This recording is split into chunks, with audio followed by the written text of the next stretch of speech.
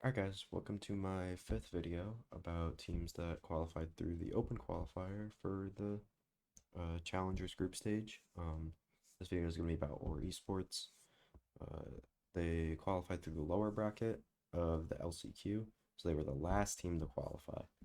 Um, and yeah, they beat Sonics in a really tight game with like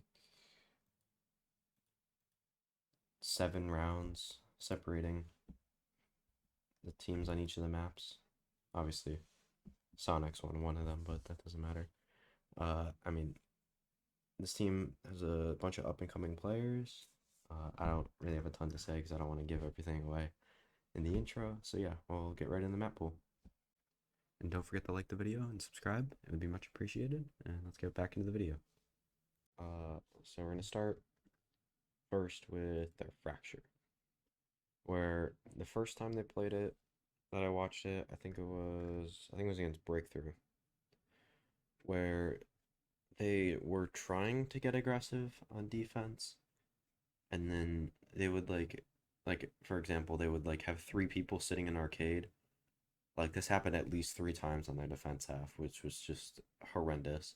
There was a round where they like gave up half the map on an anti-eco, which was interesting. And then on attack, the IGLing was meh. I mean, like mid rounding and stuff. They're kind of just like overthinking stuff or rushing it, no in between at some points. I mean, it didn't feel like they had like terrible like executes or ideas. Like once they like got into those, they looked fine, but I don't know. It also didn't help that Brock was going insane in this game, so I don't know.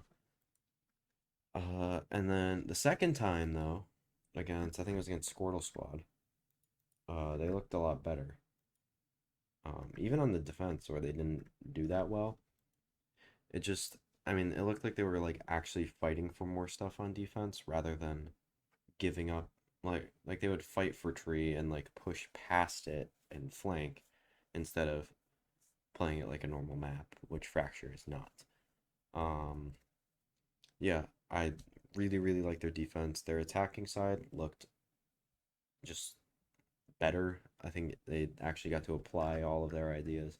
It also helped that Squirtle Squad kept like fighting for areas, especially against ecos, which was kind of weird. Like they would just kind of like triple peek off like just a breach flash or breach stun, which was not, it didn't work.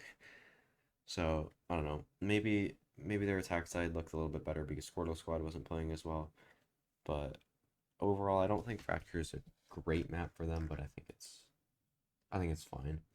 And now on to Ascent, where I was really impressed with their attacking side. They played a lot of like slow defaults, like split like site splits, where like they would go up cat and go up main at the same time, or up mid and main at the same time, depending on which side they went to, obviously. And really the only times they 5-man hit was when they had like the KO ult or the Killjoy ult. But with that map, they kind of choked it at the end against Breakthrough. Let me see. Uh, yeah, I mean, it didn't look terrible, but I guess they only won 2 rounds. I swear it looked better than it was. Um, Maybe it was Breakthrough. I don't know. Oh no, I already watched that game. Breakthrough was terrible on attack. I don't know. On their defense side, obviously they won 10 rounds, and it was really good. I don't really have a ton to say about it, but I don't know. The way they played the attack side was really impressive to me. And then Pearl, which they played 11 times, which is insane, which I guess it's more for them than it was for the other 14s that I've done already because they played through 2 qualifiers. But this comp was really fun to watch. They had a lot of like little trap plays or like combos with the nade, the suck, and the stun with this comp. Their retakes were really nice at the beginning of their first defense half against, I think it was against Squirtle Squad. But Squirtle Squad then called a timeout, like I think it was at 6-1, and then went 4-1 for the rest of the rounds in that half. And then their attack just wasn't good enough, and Squirrel Squad won 13-11. So I think they can definitely work on stuff like their attack side. It was like default heavy. Um, Squirtle Squad were playing really aggressive, so that might have had to do with it. But their post plants are really good with this comp. I think they just need to focus on getting the bomb down a little bit more as well. And also, probably that matchup wasn't as good on the attack side. But overall, I mean, they played a lot of bind, which could hurt them in the future. I actually quite like this Haven comp, maybe with an Omen instead of the Astra, but they do like playing the Raise Fade Breach Astra, which is interesting. But yeah, the bind could hurt them because it's getting removed, obviously. Again, another team playing the old Ascend comp. Yeah, I know. We'll just have to see. They played Breeze once and lost it. Their Icebox comp looks interesting, but I don't like it without flashes. So yeah. And now onto the players, and we're gonna start with Nylaz. I think is how you pronounce that. No, not entirely sure, but we'll continue. He's an up and coming Sentinel player. He's been that for a while. I mean, I know he played on Cloud9 Academy. Actually, let's see his past teams here. Actually, didn't know he played on Lenny Time, but I think he was getting some hype like back in like September, or October. There was at some point where I saw him like talked about a bunch. He definitely did play better on the Killjoy and looked a lot more comfortable on the Killjoy. I wouldn't be surprised if they maybe go to that on, say, Fracture or something, just to get him on an agent that he's more comfortable on. Like the Cypher looked okay, but it wasn't amazing. So I don't know. He's a player that I look to and say he's probably gonna like he is a prime candidate to break out throughout the groups and like get better throughout the whole tournament. And if they make it out of groups, then I could see him like getting potentially picked up by like an org or something.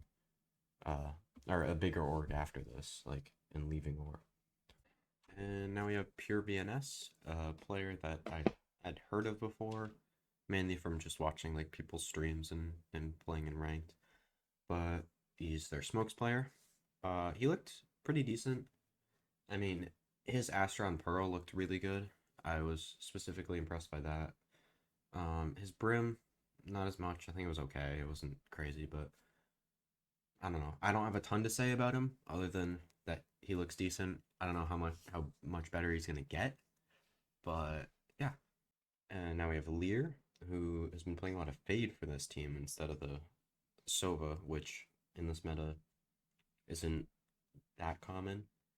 But I mean, his Fade is kind of a reason that they're leaning into that Fade race a little bit more, rather than the Sova Jet. I mean, I guess they're running the Jet with the Fade on Ascent, which I think is pretty good. But yeah, overall, I mean, his supportive util and whatnot looked pretty good. I didn't really notice too much with like his fragging and whatnot, but I did also like his breach on Fracture. So I don't know. I don't think he's anything insane or anything, but he's fairly solid. And now on to Jonas 6, who is their IGL and their flex player, playing a lot of the KO and the breach. The IGLing looked like pretty decisive and like not like overthinking stuff. In the second qualifier specifically, the first qualifier, this team did not look as like, I don't want to say structured because that's not the word that I'm trying to think of, but I think you know what I mean. Like the way that they're playing just like makes sense. Like they're not all doing things on their own. But I don't know. His like individual level wasn't crazy.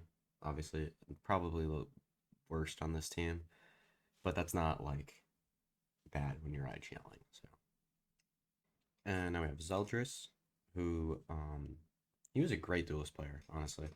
I only really got to see his raise from the VODs that I could find, but I don't know. He did have some questionable decisions, like where he kind of just walked off on his own pretty much and like died without being able to get traded, which was kind of bad. But that was mainly in the first qualifier. He did it a little bit in the second one, but it did get better.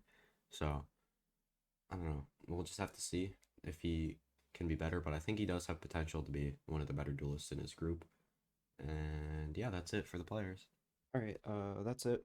Um, just as a recap, overall, I do feel like I'm a little bit lower on this team than at least the like community narrative, but I definitely think they have a chance to like get a couple upset wins in their group, maybe. Probably just one though. Like I think all these teams they're underdogs against, but I think they could probably pull off upsets against maybe one of these two teams, or maybe in M80's first game with like all the like breach, fade, raise, Astra combos and stuff. I think that could definitely catch some teams off guard, but overall, I just think this team has like a couple good players and a decent structure, but nothing crazy. But yeah, that's the fifth video of the series. We got one more, and then I got my power rankings coming out after that, so that should be fun. But yeah, I'll see you in the next one. Peace.